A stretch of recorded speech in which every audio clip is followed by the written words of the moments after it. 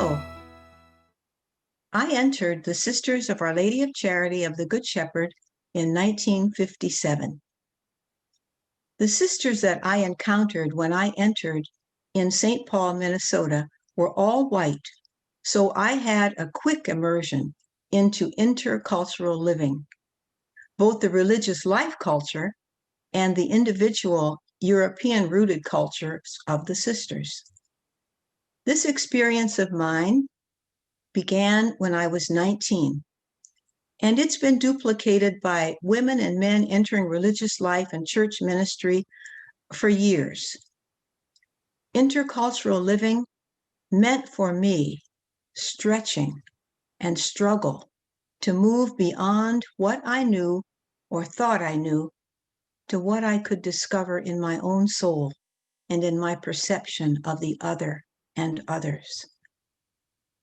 This journey into my own soul is ongoing, helping me find where I need deep conversion and a heart open to all that life presents.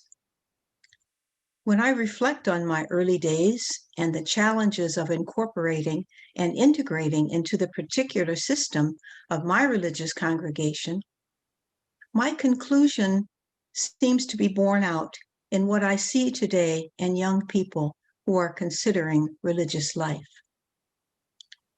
I came with a purpose.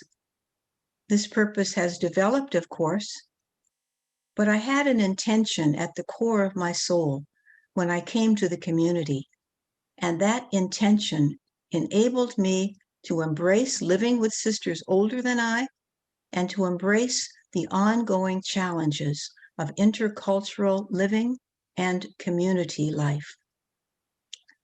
That overarching purpose, as I define it now, was to be in communion with God, with Jesus, and with what they stood for. And that meant being a part of God's great plan of helping women and girls on the margins to have hope, to find the means of standing up and then paying it forward. Part of that overarching intention had to do with values that I held. Values of seeing every human being as utterly precious. The value of reflecting God's mercy by accepting it myself and extending it. The value of being faithful to the difficult and tender call to reconciliation. And the value of doing these things with the grace and energy that come from the Spirit. Community life seems to be a value that younger women and men hold very dearly.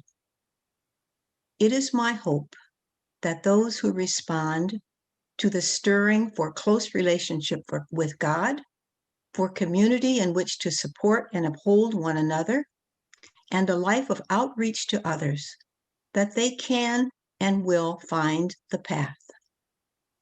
I deeply believe that God is still calling women and men to holiness, and I am filled with abundant hope.